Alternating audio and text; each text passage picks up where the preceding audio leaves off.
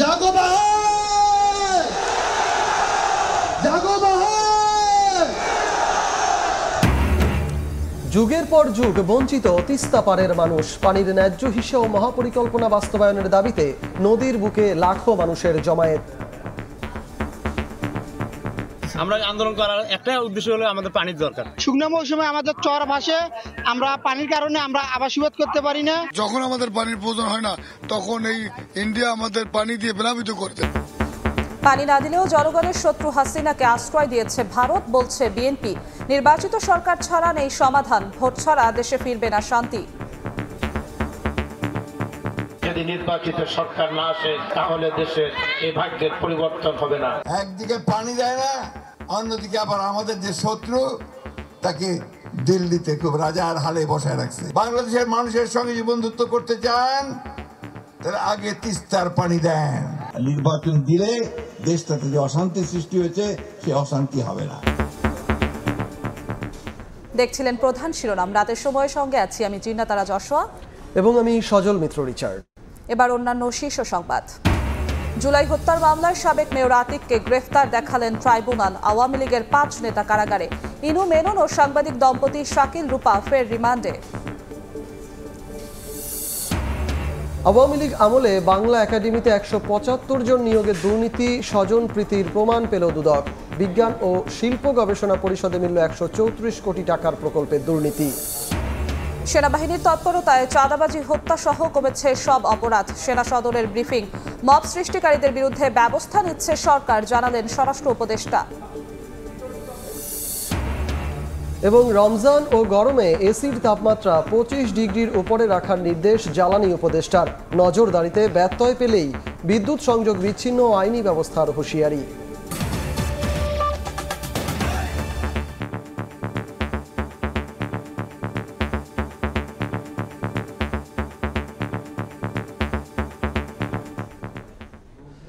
তিস্তা সহ অভিন্ন নদী পানির ন্যায্য হিস্যা না দিয়ে দেশের শত্রু শেখ হাসিনাকে আশ্রয় দিয়েছে ভারত।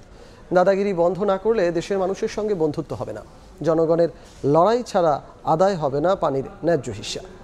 লালমনিরহাটে তিস্তা পারে দুদিনব্যাপী অবস্থান কর্মসূচির প্রথম দিনে কথা বলেছেন বিএনপি মহাসচিব মির্জা ফখরুল ইসলাম আলমগীর। বলেন, নির্বাচন ছাড়া দেশে শান্তি ফিরবে না। স্লোগানে স্লোগানে উত্তাল তিস্তার পার, মিছিলে মিছিলে প্রিয় নদীকে বাঁচানোর আকুতি। শুকিয়ে যাওয়া প্রবাহে জেগে ওঠা চরে জড়ো হয়েছেন উত্তরের জনপদের লাখো মানুষ। লালমনিরহাট, রংপুর, গাইবান্ধা, কুড়িগ্রাম ও নীলফামারী সহ উত্তরের 11টি স্থানে একযোগে 2 দিন ব্যাপী চলছে ভিন্ন ধর্মীয় প্রতিবাদ। তিস্তা পাড়ের 242 কিলোমিটার অববাহিকায় অনুষ্ঠিত হবে পদযাত্রা। কর্মসূচিতে অংশ নিয়ে বিএনপির কেন্দ্রীয় নেতারা বলেন, নির্বাচিত সরকার ছাড়া তিস্তা মহাপরিকল্পনা বাস্তবায়ন সম্ভব নয়। পানির ন্যায্য হিস্সা আদায়ে প্রধান উপদেষ্টাকে জিয়াউর রহমানকে অনুসরণের আহ্বান জানান তারা। আমি প্রফেসর ইউনূসের কাছে আবেদন রাখব, আপনি শহীদ প্রেসিডেন্ট জিয়ার দর্শন দেখে তার পদক্ষেপকে অনুসরণ করুন। বিএনপি রাষ্ট্রীয় ক্ষমতা আসবে, তিস্তা পারের মানুষের মুখে হাসি ফুটে উঠবে। এদিকে লালমনিরহাটের তিস্তা ব্রিজের নিচে জনতার সমাবেশ শুরুর পর মঞ্চে আসেন বিএনপি মহাসচিব। তাকে অভিবাদন জানান তিস্তা পাড়ের মানুষ। প্রধান অতিথির বক্তব্যে মির্জা ফখরুল বলেন, পতিত হাসিনা দেশকে বেঁচে দিলেও এক ফোঁটা পানি আনতে পারেনি, উল্টো শেখ হাসিনাকে আশ্রয় দিয়েছে ভারত। আন্দোলন ছাড়া পানির ন্যায্য হিস্সা আদায় হবে না বলেও জানান তিনি। একদিকে পানি দেয় না, অন্যদিকে আবার আমাদের যে শত্রু তাকে দিল্লিতে খুব রাজার হালে বসায় রাখছে। ভারতকে পরিষ্কার করে বলতে চাই, আগেও বলেছি এখনো বলছি, বাংলাদেশের মানুষের সঙ্গে যে বন্ধুত্ব করতে চান তাহলে আগে তিস্তার পানি দেন, সীমান্তে গুলি করে হত্যা বন্ধ করেন। অন্তর্বর্তী সরকারকে নির্বাচনের তাগাদা দিয়ে বিএনপি মহাসচিব বলেন, নির্বাচন ছাড়া দেশে শান্তি ফিরবে না। ভোট না হলে আমার নেতা নির্বাচিত হবে কোত্থেকে? আমার কথাটা বলবে কে? আমার তো প্রতিনিধি চাই, তাই না? সেই জন্যই আমরা নির্বাচনের কথা বলতেছি। আর নির্বাচন দিলে দেশটাতে যে অশান্তি সৃষ্টি হয়েছে সে অশান্তি হবে না। দুদিনের এই প্রতিবাদ কর্মসূচি বাংলাদেশের সমস্যা বিশ্ব দরবারে তুলে ধরতে বড় ভূমিকা রাখছে বলেও জানান বিএনপি মহাসচিব। জাগো বাহে তিস্তা বাঁচাই, এই স্লোগানেই যেন সম্পূর্ণ বার্তা রয়েছে যে ভারতের আগ্রাসন এবং নদী শাসনের কারণে বাংলাদেশে বয়ে যাওয়া তিস্তার অববাহিকায় যে শূন্যতা, যে চর জেগে উঠেছে, যেখানে জীবন মানের ক্ষতি হচ্ছে। আজকে সেই তিস্তার মাঝে জেগে ওঠা চরেই জনতার সমাবেশ থেকে বার্তা দিচ্ছেন এখানকার জনতা, মানুষ।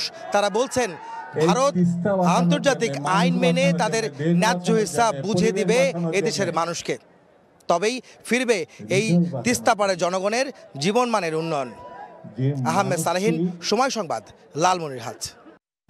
তিস্তা বাঁচানোর দাবিতে লাখো মানুষের ঢল নেমেছে নদী অববাহিকায়। প্রতিবাদী অবস্থান কর্মসূচিতে অংশ নিয়ে দুঃখ দুর্দশা তুলে ধরেন তিস্তাপাড়ের মানুষ। দাবি জানান পানির ন্যায্য হিস্যা ও মহাপরিকল্পনা বাস্তবায়নের। আন্দোলনের ফাঁকে দেশীয় খেলাধুলা ও সাংস্কৃতিক আয়োজনে মেতে ওঠেন তারা। রাত্রি যাপনে তিস্তার বুকে জেগে ওঠা চরে তাঁবু টানিয়েছেন তারা। শাকিল মাহমুদের ছবিতে নাজমুল ইসলাম নিশাতের রিপোর্ট।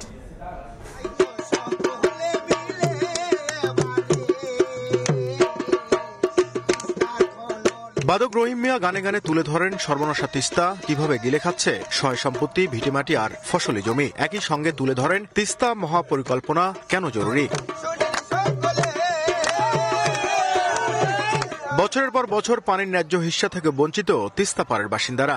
দাবি আদায়ে রংপুর, নীলফামারী, লালমনিরহাট, কুড়িগ্রাম ও গাইবান্ধার 11টি স্থানে সোমবার থেকে 48 ঘন্টার অবস্থান কর্মসূচি পালন করছেন লাখো মানুষ। নদী বাঁচানোর লড়াইয়ে তিস্তার বুকে জেগে ওঠা চরেই তাঁবু টানিয়ে ঠাঁই নিয়েছেন তারা। নদী বাঁচানোর আকুতি সবার। শুকনোর সময় পানি নাই, এই বন্যার সময় পানিতে ছাড়ি দিয়ে বাড়ি ঘর ভাঙি যায়। যে সময় পানির কোনো প্রয়োজন নাই সেই সময় পানি, আর যে সময় পানির আমাদের প্রয়োজন দরকার, আমরা এরি তামা ইত্যাদি ইত্যাদি আমন ধান আবাদ করি, সে সময় আমাদের পানি দেয় না। ভাঙতে 8 থেকে 9 কিলো জায়গা ভাঙি শেষ করছে, 9-10 কিলো। কারণ আমাদের জমা জমি ভিড়া বাড়ি যা আছে সব শেষ। এই মহাপরিকল্পনা চালু করে ডক্টর ইউনূস সাহেব আর সারা বিশ্বে যেন আমাদের এই দুঃখ আর কষ্ট যেন আমাদের যেন থাকে না। তিস্তার ভাঙনের শিকার হাজার হাজার মানুষ। তিস্তার করাল গ্রাস থেকে মাসতে পানির ন্যায্য হিস্যা ও মহাপরিকল্পনা দ্রুত বাস্তবায়নের দাবি নিঃস্ব মানুষের। পানি হয় একবারে ভরপুর হয়ে যায়, বাড়ি ঘর দুয়ারে সব ভাসি যায়।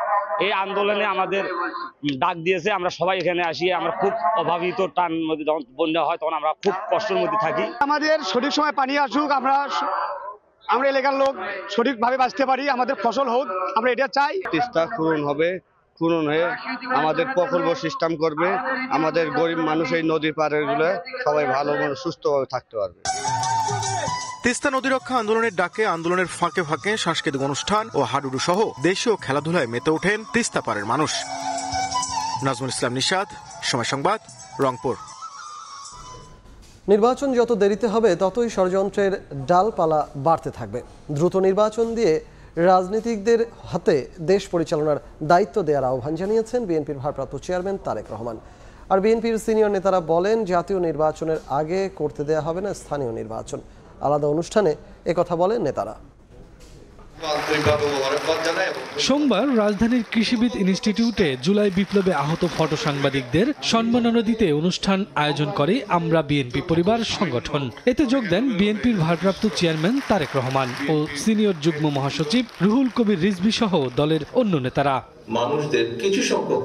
তারেক রহমান বলেন, সংস্কারের কথা বলে নির্বাচন বিলম্ব হলে ষড়যন্ত্র বাড়বে। প্রকৃত বৈষম্যমুক্ত দেশ গড়তে হলে দেশের মানুষের ভোটের অধিকার নিশ্চিত করতে হবে। যতক্ষণ পর্যন্ত জনগণের ডাইরেক্ট রিপ্রেজেন্টেটিভ দেশ পরিচালনার দায়িত্ব না পাবে, তাদের হাতে দেশ পরিচালনার দায়িত্ব না আসবে, ততক্ষণ পর্যন্ত কোনোভাবেই কোনো সংস্কারের পূর্ণ বাস্তবায়ন করা সম্ভব নয়। যত দেরি হবে নির্বাচনের, তত বেশি কিন্তু বিভিন্ন ষড়যন্ত্রের ডালপালা বাড়তে থাকবে।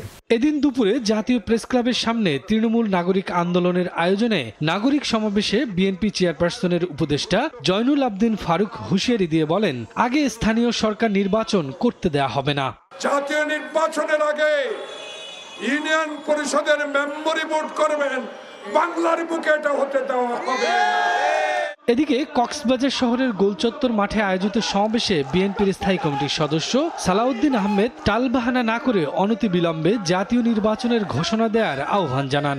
যদি আপনার নিয়ত সাফ থাকে তাহলে অতি শিগগির জাতির সামনে বক্তব্য দিয়ে আপনি নির্বাচনের রোড ম্যাপ প্রদান করুন। কক্সবাজারে গেল 16 বছর পর এত বড় পরিসরে সমাবেশের আয়োজন করে বিএনপি। ব্যাপক উৎসাহ উদ্দীপনায় দলে দলে অংশ নেন নেতাকর্মীরা।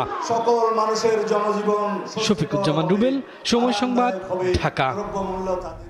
জুলাই গণ অভ্যুত্থানে ঢাকার বাইরে বিভিন্ন জেলায় শিক্ষার্থীরা যে আন্দোলন গড়ে তুলেছিল তা বিশ্বজুড়ে প্রশংসিত হলেও ভারতের জন্য যন্ত্রণার বলে মন্তব্য করেছেন প্রধান উপদেষ্টার প্রেস সচিব শফিকুল আলম।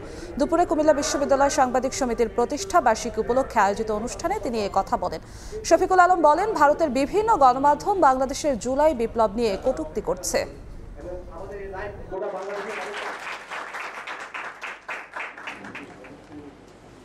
এটা আনন্দের বিষয় যে আমরা যারা এই প্রত্যন্ত অঞ্চলে আছি, যারা ঢাকার বাইরেও আছি, সবাই আমাদের যে স্টেক আছে, যে ইতিহাসটা যে তৈরি হলো, আমরা জানান দিচ্ছি যে আমাদের এই আন্দোলনে আমাদের সবার স্টেক আছে। বাংলাদেশের এই আন্দোলনকে নিয়ে ইন্ডিয়ান মিডিয়ায় অনেক ধরনের আজে বাজে কথা লেখে। আমার মনে হয় এই ডকুমেন্টারিগুলো ইন্ডিয়ান মিডিয়ার জন্য একটা চপটে দেখা। জুলাই আগস্টে মানবতা বিরোধী অপরাধ মামলায় গ্রেপ্তার দেখানো হলো সাবেক মেয়র আতিকুল ইসলামকে। এদিকে উত্তরার ঘটনায় আরও 5 আওয়ামী লীগ নেতাকে গ্রেফতার দেখিয়ে কারাগারে পাঠানো হয়। প্রসিকিউশন বলছেন, উত্তরার 2 শতাধিক মানুষকে হত্যার তদন্ত করতে গিয়ে সাক্ষীর জবানবন্দিতে আতিকুল ইসলাম সহ আসামিদের নাম উঠে এসেছে। সোমবার প্রথমবারের মতো ট্রাইব্যুনালের বিচারকদের মুখোমুখি করা হয় সাবেক মেয়র আতিকুল ইসলামকে। অন্য 5 আসামিকে যথাসময়ে আনা হলেও আতিকুল ইসলামকে ডিবি হেফাজত থেকে হাজির করতে দেরি হওয়ায় ঘণ্টাখানেক বিলম্ব হয় শুনানি। শুনানিতে ট্রাইব্যুনাল জানতে চান সাবেক মেয়র আতিকের সম্পৃক্ততার বিষয়টি। এ সময় প্রসিকিউশন বলেন, আতিকের ইন্ধনেই বেপরোয়া হয়ে ওঠে আওয়ামী লীগ ও এর অঙ্গ সহযোগী সংগঠনের নেতাকর্মীরা। নিরীহ নিরস্ত্র 200 জনের অধিক জনগণকে, ছাত্র জনতাকে হত্যা করা হয়েছে। বিভিন্নভাবে এরা মানবতা বিরোধী অপরাধে কর্মকাণ্ডে সক্রিয়ভাবে অংশগ্রহণ করেছে, যার তথ্য প্রমাণ আমাদের ইনভেস্টিগেশন এজেন্সির কাছে আছে। প্রায় আধা ঘন্টা শুনানি শেষে মানবতা বিরোধী অপরাধের দায়ে গ্রেফতার দেখানো হয় 6 জনকে। মামলার পরবর্তী তারিখ ধার্য করা হয়েছে 9 মার্চ। জনাব আতিকুল ইসলাম, জনাব শাহিনুর মিয়া, জনাব মনোয়ারুল ইসলাম চৌধুরীর রবিন, আবদুল্লাহ আল মামুন মণ্ডল, দেলওয়ার হোসেন রুবেল এবং ইঞ্জিনিয়ার বশির উদ্দিন সাহেবকে পিডাব্লিউ মনে অন্য মামলায় তারা জেল হাজতে ছিল, তাদেরকে ট্রাইব্যুনালে হাজির করা হয়েছে এবং তাদেরকে এই মামলায় শোন অ্যারেস্ট দেখিয়ে কারাগারে প্রেরণের নির্দেশ দিয়েছেন ট্রাইব্যুনাল। প্রসিকিউশন বলছে, জুলাই আগস্টের ঘটনায় বিভিন্ন থানায় এই আসামিদের বিরুদ্ধে 16টির মতো মামলা রয়েছে। এটা আমাদের যে 2 জন প্রসিকিউটর। আফজাল হোসেন, সময় সংবাদ, ঢাকা। রাজধানীর মিরপুর থানার হত্যা মামলার সাংবাদিক দম্পতি ফারজানা রূপা ও শাকিল আহমেদকে 5 দিন করে রিমান্ড আদেশ দিয়েছেন আদালত। একই মামলায় সাবেক 2 মন্ত্রী রাশেদ খান মেনন ও হাসানুল হক ইনুকে 3 দিনের রিমান্ডে পাঠানো হয়েছে। আর রাজধানীর বিভিন্ন থানার মামলায় গ্রেফতার দেখানো হয়েছে 14 আসামিকে। মিরপুর মডেল থানায় দায়ের করা মামলায় সোমবার ঢাকার মেট্রোপলিটন ম্যাজিস্ট্রেট আদালতে হাজির করা হয় সাবেক 2 মন্ত্রী রাশেদ খান মেনন ও হাসানুল হক ইনু এবং সাংবাদিক দম্পতি শাকিল আহমেদ ও ফারজানা রূপাকে। পরে প্রত্যেক আসামির 5 দিন করে রিমান্ড আবেদন করেন মামলার তদন্তকারী কর্মকর্তা। শুনানি শেষে মেট্রোপলিটন ম্যাজিস্ট্রেট GM ফারহান ইশতিয়াকের আদালত ফারজানা রূপা ও শাকিল আহমেদকে 5 দিন এবং হাসানুল হক ইনু ও রাশেদ খান মেননকে 3 দিন করে রিমান্ডের আদেশ দেন। একই আদালত ভাটারা থানার মামলায় 3 দিন করে রিমান্ডে পাঠান টাঙ্গাইল 5 আসনের সাবেক সংসদ সদস্য সানোয়ার হোসেন এবং ব্রাহ্মণবাড়িয়া সদর উপজেলা আওয়ামী লীগের সহসভাপতি আবু মুসা আনসারিকে। রাষ্ট্রপক্ষের আইনজীবী জানান, জুলাই অভ্যুত্থানে নেককারজনক ভূমিকা রেখেছেন আসামিরা। মোট 14 জনকে আজকে বিজ্ঞ আদালতে উপস্থাপন করা হয়। এদেরকে বিভিন্ন মামলায়, হত্যা মামলা এবং হত্যা প্রচেষ্টা মামলায় গ্রেপ্তার দেখানো হয়। একই আদালত রাজধানীর বিভিন্ন থানার একাধিক মামলায় গ্রেপ্তার দেখান সাবেক খাদ্যমন্ত্রী কামরুল ইসলাম, সাবেক শিল্প প্রতিমন্ত্রী কামাল আহমেদ মজুমদার, সাবেক স্বরাষ্ট্র সচিব মোস্তফা কামাল উদ্দিন, সাবেক আইজিপি চৌধুরী আবদুল্লাহ আল মামুন এবং যাত্রাবাড়ি থানার সাবেক ওসি আবুল হাসানকে।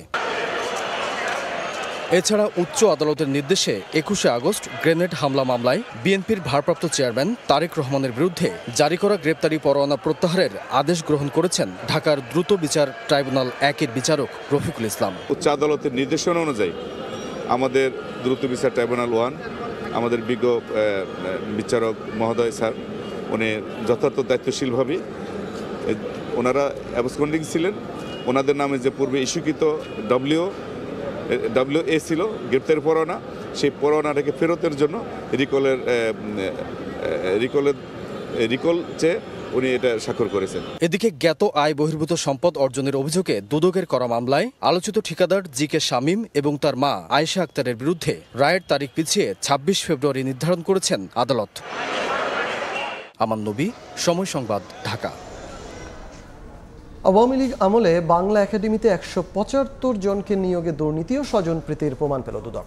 সোমবার সংস্থাটির অভিযানে তৎকালীন মহাপরিচালক সহ সংশ্লিষ্টদের জড়িত থাকার প্রমাণ খুঁজে পায়। একইভাবে বাংলাদেশ বিজ্ঞান ও শিল্প গবেষণা পরিষদে অভিযানে মেলে 134 কোটি টাকার প্রকল্পে দুর্নীতি। এদিন সাবেক রেলমন্ত্রী মুজিবুল হক ও তার স্ত্রীর বিরুদ্ধে 10 কোটি টাকার অবৈধ সম্পদ অর্জনের অভিযোগে মামলা করেছে দুদক। বাংলা একাডেমিতে 175 জন নিয়োগে অনিয়মের খোঁজে দুদকের অভিযান। দুদক জানায় 2022 সালে কর্মকর্তা কর্মচারী বিভিন্ন ক্যাটাগরিতে 180 জনের বিজ্ঞপ্তি দেয় বাংলা একাডেমি। 50,000 নিয়োগ প্রার্থীর কাছ থেকে অন্তত 2 কোটি টাকা জমা হয়। এর মধ্যে অর্ধ কোটি টাকা লুটপাট করে তখনকার মহাপরিচালক নুরুল হুদা সহ অন্যরা। একইভাবে 4000 প্রার্থীর লিখিত পরীক্ষায় উত্তীর্ণ দেখানো হলেও মৌখিক পরীক্ষায় ডাকা হয় মাত্র 500 জনকে। তবে ফল প্রকাশ না করে 175 জনকে নিয়োগের সুপারিশ করা হয়, যেখানে চুক্তিভিত্তিক নিয়োগকে স্থায়ীকরণ, আত্মীয় স্বজন ও কমিটির সুপারিশের ভিত্তিতে নিয়মের লঙ্ঘন করে চাকরি দেওয়ার প্রমাণ পেয়েছে দুদক। এমনকি কর্মচারী নিয়োগে 10 লাখ টাকা করে ঘুষ নেওয়া হয়েছে বলেও তথ্য পেয়েছে দুদক। কোনো ফর্মাল বডি যদি ইনভেস্টিগেট করে তাহলে সেটা তারা প্রক্রিয়াগতভাবে বুঝতে পারবেন। আমরা শুনেছি এবং জেনেছি যে আত্মীয় স্বজনের একটা প্রাধান্য ছিল। তারা তো ভাইবা পরীক্ষা দিয়েছে, তারা অবশ্যই তার রাইট আছে তার রেজাল্ট জানার। সেই বিষয়টা না জানিয়ে আমি গোপনে অন্যদেরকে নিয়োগপত্র দিয়ে দিলাম। তো এই বিষয়গুলো আমরা খতিয়ে দেখবো আসলে কি কারণে তারা তাদেরকে জানানো হয়নি এবং নিয়োগ কিভাবে দেওয়া হয়েছে। এদিকে সাবেক রেলমন্ত্রী মুজিবুল হক ও তার স্ত্রীর বিরুদ্ধে 10 কোটি টাকার অবৈধ সম্পদ অর্জনের অভিযোগে মামলা করেছে সংস্থাটি। দায়িত্ব পালনকালে ক্ষমতার অপব্যবহার পূর্বক অসৎ উদ্দেশ্যে অসাধু উপায়ে সম্পদ অর্জন করার অভিযোগ প্রাথমিক অনুসন্ধানকালে প্রমাণিত হয়েছে। এই কারণে তার বিরুদ্ধে দুর্নীতি দমন কমিশন একটি মামলা রুজুর সিদ্ধান্ত গৃহীত হয়েছে। এদিন বাংলাদেশ বিজ্ঞান ও শিল্প গবেষণা পরিষদ BCSIR অভিযান চালিয়ে 134 কোটি টাকার প্রকল্পে দুর্নীতির প্রাথমিক সত্যতা পেয়েছে দুদক। তাসলিম তৌহিদ, সময় সংবাদ, ঢাকা। রাতের সময় আরো থাকছে। রমজানে 30 টাকা দরে 15 কেজি এবং ঈদে কোটি পরিবারকে 10 কেজি করে চাল উপহার দেবে সরকার। রোজায় ডিম, দুধ, ব্রয়লার সহ ভ্রাম্যমাণ গাড়িতে মিলবে গরুর মাংস। সেনাবাহিনীর তৎপরতায় চাঁদাবাজি, হত্যা সহ কমেছে সব অপরাধ। দেশের আইন শৃঙ্খলা স্থিতিশীল রাখতে সর্বোচ্চ চেষ্টা করা হচ্ছে বলে জানিয়েছে সেনা সদর। দুপুরে ঢাকা সেনানিবাসের অফিসার্স মেসে সেনা সদর আয়োজিত প্রেস ব্রিফিংয়ে সামরিক অপারেশন পরিদপ্তরের colonel staff colonel Shafiqul Islam বলেন, সেনাবাহিনীর কর্মতৎপরতায় সারা দেশে আগের তুলনায় কমে এসেছে মব জাস্টিস, চাঁদাবাজি, হত্যা। এসব অপরাধের কিছু হটস্পট চিহ্নিত করা হয়েছে জানিয়ে সেনা সদরের পক্ষ থেকে বলা হয়, সেগুলোতে নজর রাখা হচ্ছে, আগামীতে আরও কমে আসবে অপরাধ। রাজধানীর মোহাম্মদপুর বনানীতে সেনা সদস্য পরিচয়ে ডাকাতির অভিযোগের তদন্ত চলছে বলে জানানো হয়। এছাড়া বান্দরবানে অপহৃত রাবার শ্রমিকদের উদ্ধারে সেনাবাহিনীর তৎপরতা চলছে বলেও জানানো হয় ব্রিফিংয়ে। বেশ কিছু হটস্পট আমরা চিহ্নিত করেছি এবং এই হটস্পটগুলো আমরা সার্বক্ষণিক 24/7 নজরদারির আয়ত্তে নিয়ে এসেছি এবং এভাবে পেট্রোলিং এবং অপারেশনের মাধ্যমে যে মব জাস্টিস, শুধু মব জাস্টিসই না, চাঁদাবাজি, চুরি, হত্যা, এগুলো অনেকাংশে কমিয়ে নিয়ে এসছে এবং অদূর ভবিষ্যতে দেখবেন এগুলো আরও কমে এসছে। বাজারের কন্ট্রোল করার জন্য সরকারের যারা দায়িত্বপ্রাপ্ত মন্ত্রণালয় আছে তারা এটা নিয়ন্ত্রণ করছে। এ বিষয়ে আমাদের সেনাবাহিনীর যে কোনো সহায়তা যদি সরকার আমাদের কাছে, তাহলে আমরা সেভাবে কাজ করব। অন্যান্য যে আইন শৃঙ্খলা বাহিনী আছে তাদের সাথে সমন্বিতভাবে কাজ করে যতদূর সম্ভব আমরা দেশের আইন শৃঙ্খলাকে স্থিতিশীল অবস্থায় রাখার জন্য সর্বাত্মক চেষ্টা করে যাচ্ছি। শুধু তৌহিদি জনতা নয়, যারাই মব সৃষ্টি করছে তাদের বিরুদ্ধে ব্যবস্থা নেওয়া হচ্ছে। এ বিষয়ে সবাইকে সতর্ক থাকতে হবে। সকালে রাজধানীর আগারগাঁওয়ে কোস্ট গার্ডের প্রতিষ্ঠা বার্ষিকীর অনুষ্ঠানে সাংবাদিকদের প্রশ্নের জবাবে এসব কথা বলেছেন স্বরাষ্ট্র উপদেষ্টা জাহাঙ্গীর আলম চৌধুরী। জানান, রোহিঙ্গাদের NID পাওয়া নিয়ে কঠোর অবস্থানে সরকার।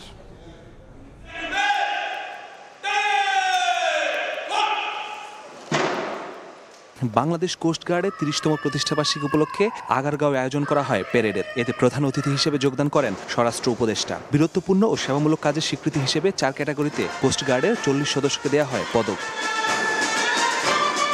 পরে কোস্টগার্ডের সাফল্য সক্ষমতা তুলে ধরেন মহাপরিচালক। বর্তমান সরকারের বৈষম্যহীন বাংলাদেশ ও জনকল্যাণের পরিকল্পনা বাস্তবায়নে বাংলাদেশ কোস্টগার্ড সরকার কর্তৃক আরোপিত যে কোনো দায়িত্ব পেশাগত ও দক্ষতার সাথে পালন করতে সর্বদা বদ্ধপরিকর।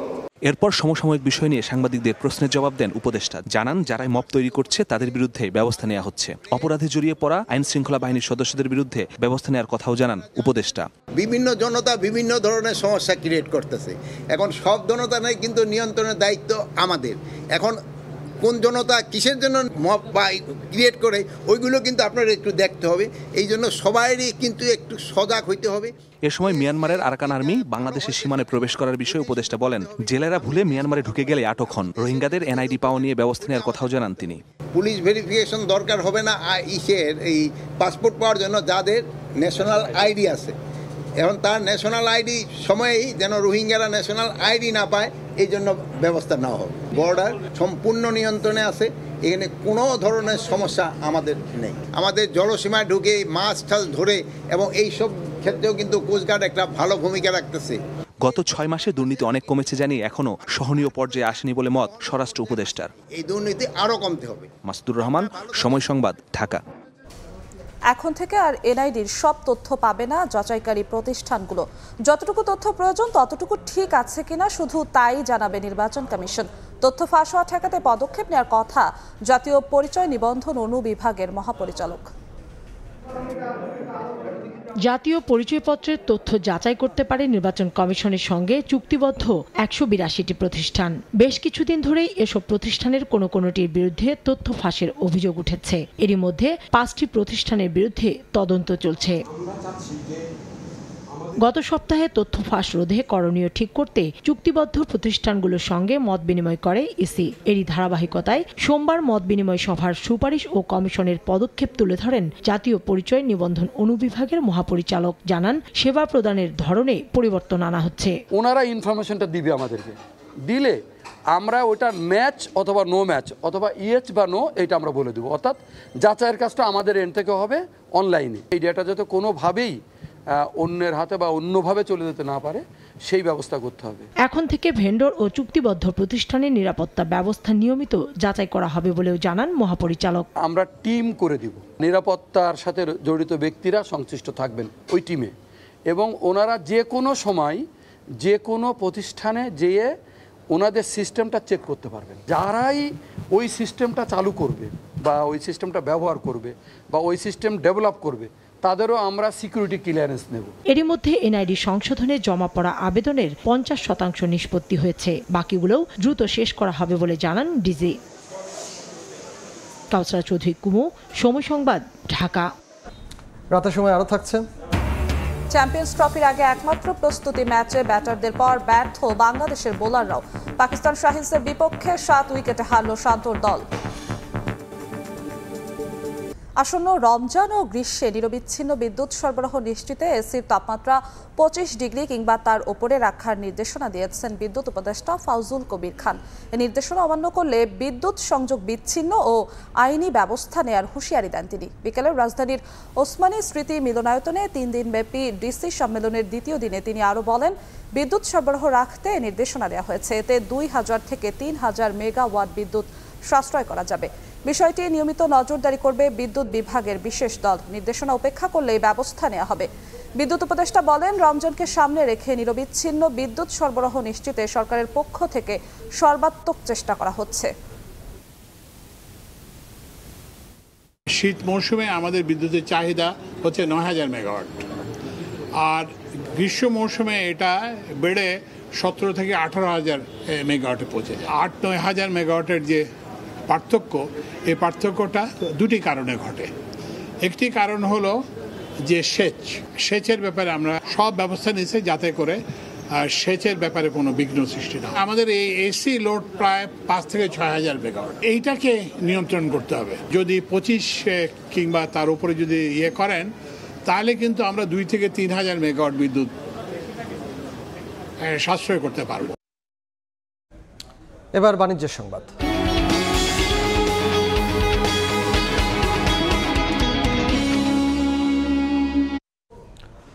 আসন্ন রমজানে 50 লাখ পরিবারকে 15 টাকা কেজি দরে 30 কেজি করে চাল দেবে সরকার। পাশাপাশি ঈদে 1 কোটি পরিবারকে উপহার হিসেবে 10 কেজি করে চাল দেয়া হবে বলে জানান খাদ্য উপদেষ্টা। পাশাপাশি পহেলা রমজান থেকে 28 দিন রাজধানীর 25টি স্থানে সাশ্রয়ী মূল্যে মাছ, মাংস, দুধ, ডিম বিক্রি করবে প্রাণী সম্পদ অধিদপ্তর। এদিকে রাজস্ব বাড়াতে সারা দেশে করের আওতা সম্প্রসারণে ডিসিদের নির্দেশনা দিয়েছেন অর্থ উপদেষ্টা। ডিসি সম্মেলনের দ্বিতীয় দিনে অর্থ, বাণিজ্য, খাদ্যসহ প্রায় 20টি মন্ত্রণালয়ের সঙ্গে কার্য অধিবেশন। এতে যোগ দেন সংশ্লিষ্ট মন্ত্রণালয়ের উপদেষ্টা, সচিব সহ ঊর্ধ্বতন কর্মকর্তারা। মাঠ প্রশাসনের সমস্যা সমাধানে জেলা প্রশাসকদের দেয়া প্রস্তাবের উপর আলোচনাকালে বিভিন্ন নির্দেশনা দেন উপদেষ্টারা। সোমবার সকালে বৈঠক শেষে রাজস্ব আদায় বাড়াতে ব্যবসায়ী, চিকিৎসক, আইনজীবী সহ পেশাজীবীদের ট্যাক্স দিতে উদ্বুদ্ধ করার মধ্য দিয়ে সারা দেশে করের আওতা বাড়াতে ডিসিদের নির্দেশনা দেন অর্থ উপদেষ্টা। ডাক্তার, ব্যবসায়ী অনেকেই কিন্তু আমরা ক্যাশ ট্রানজ্যাকশন করি এবং ক্যাশ ট্রানজ্যাকশন করলে কিন্তু ট্যাক্স বা হিসাবের আওতায় আনা যায় না। ট্যাক্স রেট বাড়িয়ে যে রাজস্বটা যেটা আরো বিস্তৃত করতে পারি। খাদ্য উপদেষ্টা জানান, রমজানে 50 লাখ পরিবারকে 15 টাকা কেজি দরে 30 কেজি করে চাল এবং ঈদে 1 কোটি পরিবারকে 10 কেজি করে চাল দেয়া হবে। প্রায় 7 লাখ টনের মতো চাল এই সময়টাতে যাবে, মার্চ এবং এপ্রিলের মধ্যে যাবে, রোজা, ঈদ ইত্যাদি কেন্দ্র করে।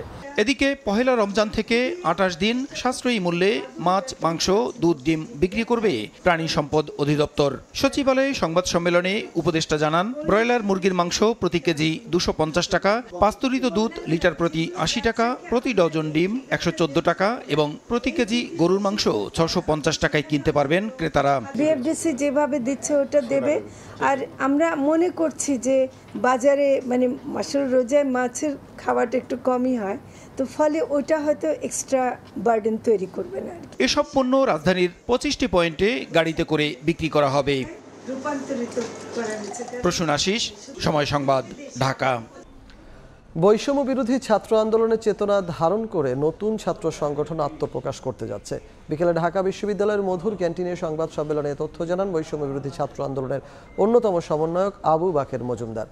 এ সময় তিনি বলেন, নতুন এই ছাত্র সংগঠনটি লেজুর ভিত্তিক হবে না, স্বতন্ত্রভাবে কাজ করবে। নতুন ছাত্র সংগঠনের নীতি আদর্শ হবে স্টুডেন্ট ফার্স্ট, বাংলাদেশ ফার্স্ট। তিনি বলেন, আত্মপ্রকাশের আগে ঢাকা বিশ্ববিদ্যালয় সহ দেশের বিভিন্ন শিক্ষা প্রতিষ্ঠানে জনমত জরিপ ও সদস্য সংগ্রহ করা হবে।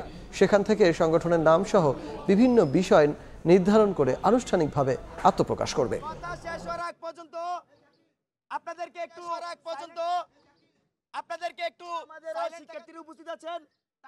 আমাদের এই ছাত্র সংগঠন কখনোই লেজুর ভিত্তি ছাত্র রাজনীতি তারা করবে না। তার প্রক্রিয়ার অংশ হিসেবে আমাদের এই ছাত্র সংগঠন বটম টু টপ অ্যাপ্রোচে তাদের নেতৃত্ব বাছাই করবে গণতান্ত্রিক উপায়ে। একটি স্বতন্ত্র ছাত্র সংগঠন হিসেবে আত্মপ্রকাশ করবে। বেসিক থিম হবে স্টুডেন্ট ফার্স্ট এবং বাংলাদেশ ফার্স্ট। আমাদের যে কাঙ্ক্ষিত ছাত্র সংগঠন সেটি মূলত যে জুলাইয়ের স্পিরিট, সেই জুলাই স্পিরিটকে ধারণ করে গঠিত হওয়ার প্রক্রিয়া আছে এবং জুলাইয়ের আশা আকাঙ্ক্ষাকে বাস্তবায়ন করবে। 3 দফা দাবিতে রাজধানীর শাহবাগ মোড় অবরোধ করে বিক্ষোভ করেছেন জুলাই অভ্যুত্থানে আহত ব্যক্তি ও তাদের স্বজনরা। সন্ধ্যায় শাহবাগ মোড় থেকে সরে গেলে 5.5 ঘন্টা পর যান চলাচল স্বাভাবিক হয়। আহতরা বলেন, সরকার এ, বি এবং সি এই 3 ক্যাটাগরি করে আহত ব্যক্তিদের চিকিৎসা দিচ্ছে। সি ক্যাটাগরিতে এ এবং বি এর মতো সুবিধা রাখা হয়নি। এটিকে বৈষম্যমূলক বলছেন তারা। তাদের দাবি, সব আহত ব্যক্তিকে এ অথবা বি ক্যাটাগরিতে চিকিৎসা দিতে হবে। এছাড়াও প্রান্তিক এলাকায় আহতদের চিকিৎসার সুবিধার্থে টোল ফ্রি হটলাইন সেবা চালু এবং আহত ব্যক্তিদের সুরক্ষায় আইন করার দাবি জানান তারা। ইউক্রেন ইস্যুতে ফ্রান্সের প্যারিসে জরুরি বৈঠকে বসছেন ইইউ নেতারা। স্থানীয় সময় সোমবার বিকেলে এ বৈঠক শুরু হবে। এরই মধ্যে শহরটির নিরাপত্তা জোরদার করা হয়েছে। পুতিনের আগ্রাসন ঠেকাতে এবং শান্তি প্রতিষ্ঠায় ইউক্রেনের সেনা পাঠানোর পরিকল্পনা করছেন যুক্তরাজ্যের প্রধানমন্ত্রী কিয়ার স্টারমার। এদিকে যুদ্ধবন্ধের আলোচনার অংশ হিসেবে মঙ্গলবার সৌদি আরবে বৈঠকে বসবে যুক্তরাষ্ট্র ও রাশিয়ার প্রতিনিধি দল। দেশটিতে সফর করছেন মার্কিন পররাষ্ট্রমন্ত্রী। তবে আলোচনায় কিয়েভকে আমন্ত্রণ জানানো হয়নি বলে দাবি করেছে জেলেনস্কি প্রশাসন। আইসিসি চ্যাম্পিয়ন্স ট্রফির খবর। মূল আসরে মাঠে নামার আগেই ধাক্কা খেল বাংলাদেশ। একমাত্র আনুষ্ঠানিক প্রস্তুতি ম্যাচে পাকিস্তান শাহিনসের বিপক্ষে 7 উইকেটে হারল শান্তর দল। টস জিতে ব্যাটিংয়ের শুরুটাই ভালো ছিল না শান্ত বাহিনীর। ব্যক্তিগত 6 রানে আউট হন তানজিদ তামিম। অধিনায়কও পারেননি রানে ফিরতে। শান্তর উইলো থেকে আসে 12 রান, তবে ইনজুরির সংখ্যা উড়িয়ে ভালো শুরু করেন সৌম্য সরকার। পরে তিনি ফিরলে ব্যাটিং বিপর্যয়ে পড়ে বাংলাদেশ। হৃদয়, মুশফিক, জাকেররা পারেননি ইনিংস বড় করতে। দলীয় সর্বোচ্চ 44 রান আসে মিরাজের ব্যাট থেকে। শেষ দিকে তানজিম সাকিবের 30 ও নাসুম আহমেদের 15 রানে দলীয় 200 রানের গন্ডি পার করে বাংলাদেশ। 38 ওভার 2 বলে 202 রানে অল আউট হয় বাংলাদেশ। জবাবে ব্যাট করতে নেমে শুরুতে কিছুটা চাপে ছিল পাকিস্তান শাহিনস। দ্রুতই 3 উইকেট তুলে নেন নাহিদ, মিরাজ এবং তানজিম সাকিব। কিন্তু এরপর মুবাশির খান এবং মোহাম্মদ হারিসের ব্যাটে সহজ জয় তুলে নেয় শাহিনস। এ পর্যায়ে শীর্ষ সংবাদগুলো জানিয়ে দিচ্ছি আরেকবার। তিস্তা বাঁচাতে নদীর বুকে লাখো মানুষের ঢল। পানি না দিলেও জনগণের শত্রু হাসিনাকে আশ্রয় দিয়েছে ভারত, বলছে বিএনপি। নির্বাচন ছাড়া নেই সমাধান, দেশেও ফিরবে না শান্তি। এবং জুলাই হত্যার মামলায় সাবেক মেয়র আতিককে গ্রেফতার দেখালেন ট্রাইব্যুনাল। আওয়ামী লীগের 5 নেতা কারাগারে। ইনু মেনন ও সাংবাদিক দম্পতি শাকিল রূপা ফের রিমান্ডে। এই ছিল রাতের সময়ে। সঙ্গেই থাকুন সময়ের।